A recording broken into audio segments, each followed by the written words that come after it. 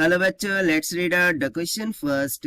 Due to single charge electric field is, यानी single charge के कारण इलेक्ट्रिक फील्ड क्या होंगी?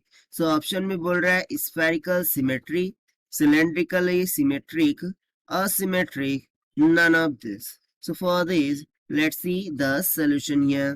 But before of that, let's talk about the key concept which we are going to use here for this question.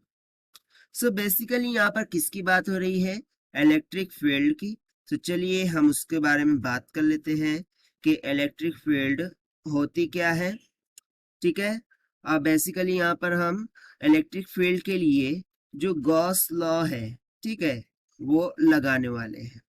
So according to Gauss law यदि मैं बात करूं, ठीक है, सो उसके लिए मैं कंसिडर करता हूं कि ये कोई स्फेरिकल सरफेस है. ठीक है. So Gauss law for any closed body क्या बोलता है? The electric flux is equals to the charge enclosed by epsilon naught. ठीक है.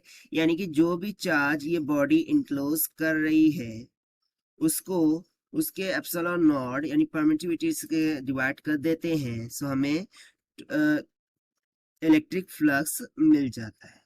और इसी इलेक्ट्रिक फ्लक्स को गॉस के according close loop integral of E D A लिख देते हैं. यहाँ सिंपली हम बोल सकते हैं कि जो इलेक्ट्रिक फील्ड है वो किसके इक्वल आ गई? 1/4 pi epsilon naught into charge enclose by r square के, जहां पर आर उस स्फेरिकल सरफेस का क्या होता है? रेडियस हो जाता है. ठीक है. सो देखिए यहाँ पर मैं यदि बात करूं इलेक्ट्रिक फील्ड की, सो इलेक्ट्रिक फील्ड कहाँ से आ रही है? जो भी चार्ज इनक्लोज्ड है बाय द बॉडी से. ठीक है. सो यदि मैं यहाँ पर कंसिडर करता हूँ कि मेरे पास एक चार्ज है, सो बेसिकली ये जो चार्ज है वो इलेक्ट्रिक फील्ड को रेडियली आउटवर्ड क्या करता है? थ्रो करता है लाइक दिस. किसी भी चार्ज पर जो इलेक्ट्रिक फील्ड होती है वो क्या होती है? रेडियली आउटवर्ड होती है फ्रॉम दैट पॉइंट चार्ज. सो यदि मैं इसको फॉर्मेशन करूं, ठीक है, इसको ऐसे डॉटेड लाइन से फॉर्म करूं, सो ये डॉटेड लाइन मुझे क्या शो कर रही है?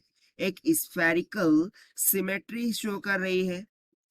सो बेसिकली किसी भी पॉइंट चार्ज से जो रेडियली आउटवर्ड हमें फोर्स दिख रही है वो इलेक्ट्रिक फील्ड की है. अब वो इलेक्ट्रिक फील्ड कैसी है? स्फेरिकल सिमेट्री है. so, यहाँ से सिंपली हमारा आंसर क्या हो जाएगा?